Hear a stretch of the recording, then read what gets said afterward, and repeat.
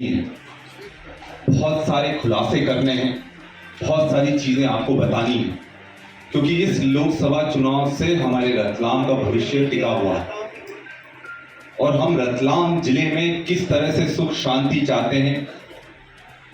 कोई किसी को परेशान नहीं करे, धमकाना नहीं हो, डाकू राज नहीं हो। उसके लिए आज मैं आपके सामने बहुत सारे सबूत भी रखने जा रहा हूं। मैं आपको वीडियो भी दिखाऊंगा, फोटो भी दिखाऊंगा, जिसको देखकर आपको यह विश्वास हो जाएगा कि बीजेपी ने जिसको खड़ा करा है, क्या वो रतलाम के लिए सही है या नहीं। निर्णय आपको लेना है, मेरा काम सच्चाई आपके सामने लेकर आना है। सबसे पहले तो मैं आपको बता दूं, कल मैं जोबट विधानसभा में था और जोबट विधानसभा में खट्टाली गांव में एक 10 साल की आदिवासी बच्ची के साथ बलात्कार हो गया। सामूहिक बलात्कार हुआ। इसको दबाने की पूरा प्रयास करा गया, प्रशासन द्वारा भी और मंत्री जी द्वारा भी, नागर सिंह जी द्वारा भी। शुरू में बात समझ नहीं आई, पर जब हमें पता लगा कि इस तरह का कोई एक घटना हुई है, तब हमने एसपी से बात करी, उन पर दबाव बनाया कि आपको कोई भी आरोपी छूटना नहीं चाहिए। तब जाकर ये हुआ कि ठीक है, आरोपियों को पकड़ा जाए। और फिर पता लगता है कि उनमें से एक आरोपी नागर सिंह जी की साली जो हैं उनके परिवार से, मतलब ये नागर सिंह जी के परिवार से वो व्यक्ति। और दुख की बात यह है कि हम जब वहां गए, हमने उनकी दादी जी से बात करी, पूरा गांव इकट्ठा हुआ और उनकी दादी जी ने एक चौंकाने वाली बात हमको बताई। उन्होंने कहा कि इस तरह की घटनाएं यहां होती रहती हैं, पर हम एफआईआर नहीं कर पाते। डराया जाता है, धमकाया जाता है, पूरे झुंड के झुंड में आते हैं वो लोग, और हम लोग डर के मारे कुछ कर नहीं पाते। और दुख की बात यह है कि यह घटना कभी उजागर नहीं होती, क्योंकि जो बच्ची जो इसमें जिसके साथ सामूहिक बलात्कार हुआ, उसको इतना ज्यादा खून बह गया था कि अगर उसको अस्पताल में भर्ती नहीं करते तो वो मर जाती, और इसलिए तत्काल अस्पताल में ले जाने के बाद उसको इंदौर एमवाय हॉस्पिटल में रेफर करना पड़ा। तो आप समझ सकते हैं कि अगर इंदौर के एमवाय हॉस्पिटल में किसी बच्ची को रेफर करना पड़ा हो तो मतलब उसकी हालत बहुत गंभीर होगी, और आज वो अपनी जान के लिए लड़ाई लड़ रही है। क्यों? क्योंकि वहां इतना आतंक का शासन है कि कोई गलती करता है पर एफआईआर नहीं हो पाती है। उन्होंने एक ही बात बोली कि अब हमारी सुरक्षा कौन करेगा। और चौंकाने वाली बात है कि आज तक जो उनकी दादी है, उनके परिवार वाले हैं, उनकी मां तो चली गई भोपाल, इंदौर बच्ची के साथ, पर पिता, आपको पता है पिता कहां थे? पिता पलायन पर गए हुए थे। मतलब पलायन जैसी एक, जो इस प्रदेश में 20 साल से सरकार होने के बाद भी सबको पलायन पर जाना पड़ रहा है, और जब पलायन पर वो जाते हैं तब उनके बच्चे और उनके परिवार घर पर सुरक्षित नहीं रहते हैं। ये सोचने वाली बात है। और हमने उनको विश्वास दिलाया कि हम आपके साथ हैं और न्याय दिलाएंगे, निश्चित तौर पर न्याय दिलाएंगे। पर अब सवाल यह उठता है कि अगर नागर सिंह चौहान जी दोषियों को बचा रहे हैं तो फिर उनके घर क्यों नहीं तोड़वा रहे? हम बुलडोजर प्रथा के साथ नहीं है, हम इसके विरोध करते हैं, पर अब दो पैमाने कैसे हो सकते हैं एक ही पार्टी के? अगर वो संस्कारी अपने आप को बोलते हैं तो उन पर कार्रवाई करवाएं, उनकी फांसी के लिए मांग करें। पर उनको भी मालूम है, जिस तरह आज तक अलीराजपुर में होता आया है, केस होता है, सब कुछ होता है, फिर गवाहों पर दबाव बनाया जाता है, उनको गवाहों को पलटाया जाता है और उसके बाद बरी हो जाते हैं। इसी तरह से नागर सिंह चौहान जी पर भी बहुत सारे केसेस थे, आप पूछिएगा कि नागर सिंह चौहान जी कितनी बार जेल गए। अगर हमारा वन मंत्री, जो मध्य प्रदेश के वन मंत्री हैं, वो जेल गए तो वो लोगों की लड़ाई के लिए जेल गए कि अपराधों के लिए जेल गए, ये आप पूछिएगा और उनको जवाब देना चाहिए। अभी तो बोलते हैं हलफनामे में मेरे पास एक ही केस है। उन केसों का क्या, जो शुरू से चल रहे हैं, जो चल रहे थे और दबाव बनाकर खत्म करवा दिए गए, उन केसों का क्या। एक हकीकत मैं आपको बताता हूं, नामांकन रैली में आप सब लोग काफी योजनाएं हम लेकर आए हैं। सबसे पहला कि बीजेपी ने 3,000 रुपए महीना हर लाडली बहना को देने का वादा करा था, पर आज तक पूरा हुआ क्या? नहीं हुआ। उन्होंने वादा करा था कि हर किसान को गेहूं का समर्थन मूल्य 2700 रुपए क्विंटल देने का बोला था और धान का 3100 रुपए क्विंटल देने का बोला था, नहीं मिला। पर हमारी सरकार जैसे ही बनेगी, हम लोग सबसे पहले हर बहन को, जो गरीब बहन है, उसको 8,500 रुपए महीना हम देंगे, मतलब साल का 1 लाख रुपए। और साथ में हर युवा को पहली नौकरी 1 लाख की हम देने की गारंटी देते हैं। और पूरे देश में 30 लाख जो सरकारी नौकरियां खाली पड़ी हैं, उसको भी भरने का हम लोग काम करेंगे।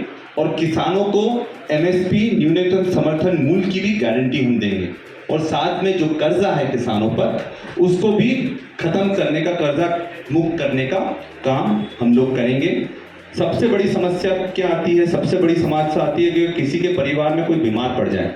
अगर कोई बीमार पड़ जाता है तो आपके पास पैसा हो ना हो, आपको उधार लेकर इलाज करवाना पड़ता है।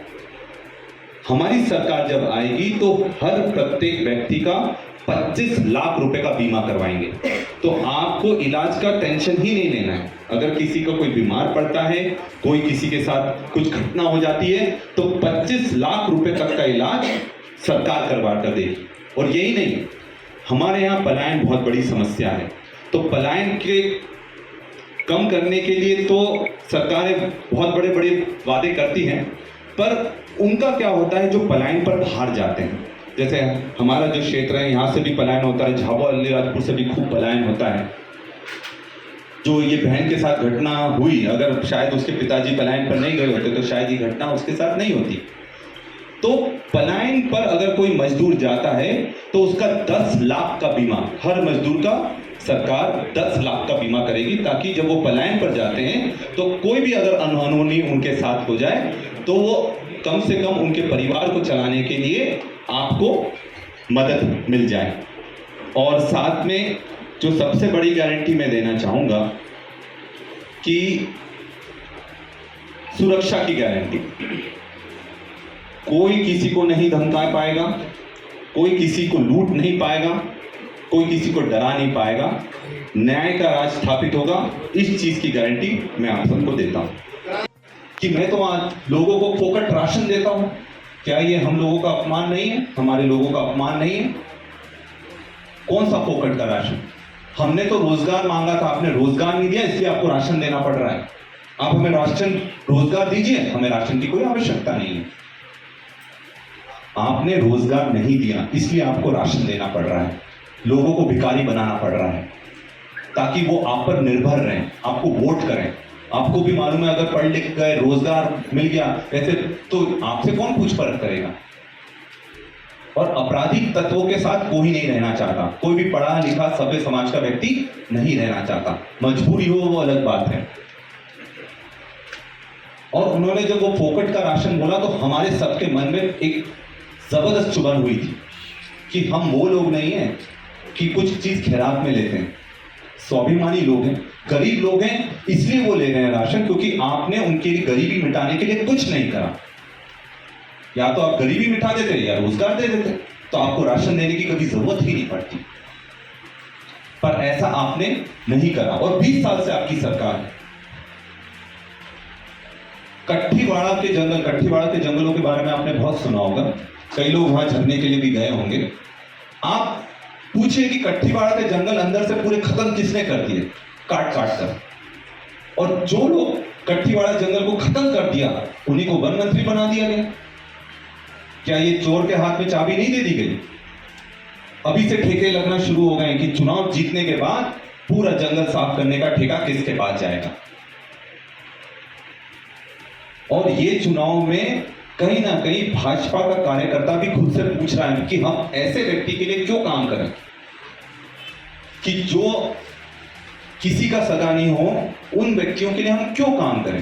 पार्टी अपनी जगह है, सब अपनी पार्टी के लिए काम करते हैं, पर सही गलत में भी आपको अंतर करना आना चाहिए, अंधे नहीं होना चाहिए।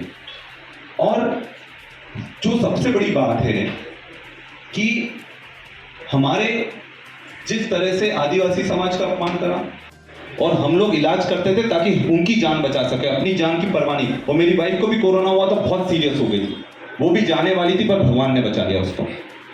तो अब ये है कि हमारा परिवार हमेशा सेवा और जान बचाने का काम करता है। सामने क्या करते हैं? जान लेने का काम करते हैं, डराने का काम करते हैं, धमकाने का काम करते हैं। विकास उनका एजेंडा नहीं है, पैसे कमाना उनका एजेंडा है।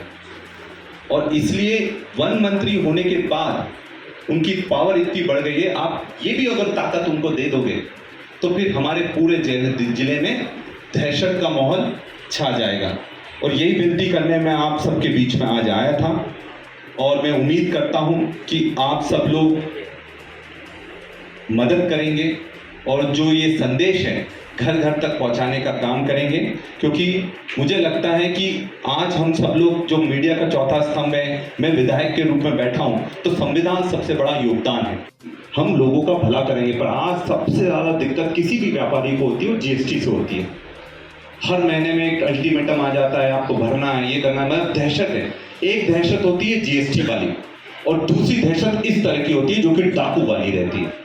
और ये मैं बता रहा हूं, अगर ये आ गए डाकू टैक्स लग जाएगा आप पर। जिंदा रहना है तो टैक्स दो, काम करवाना है तो टैक्स दो। वहां पर जितनी जमीनें सब इनने हड़प कर रखी है, सारी जमीनें। आप अलीराजपुर अगर कोई जाएगा, आप घुसो अलीराजपुर में, जितनी जमीन आपको इस तरफ दिखेगी, जितनी जमीन इस तरफ दिखेगी, वो सब इनकी है, जबरदस्ती छीन ली है। देखिए ये फोटो लार्ज कीजिए, ये इतनी बंदूकों के साथ अगर कोई रहता, ये बीच में आपको नागर सिंह जी दिखेंगे इतनी बंदूकों के साथ में। अगर मैंने इनको डाकू बोला था तो गलत बोला था क्या? ये कौन सा गैंग है इतनी सारी बंदूकों के साथ में?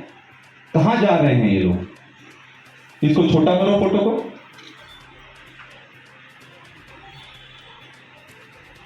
तो आप देखिए वहां पर कितना टेरर है। इन्होंने अपने गांव में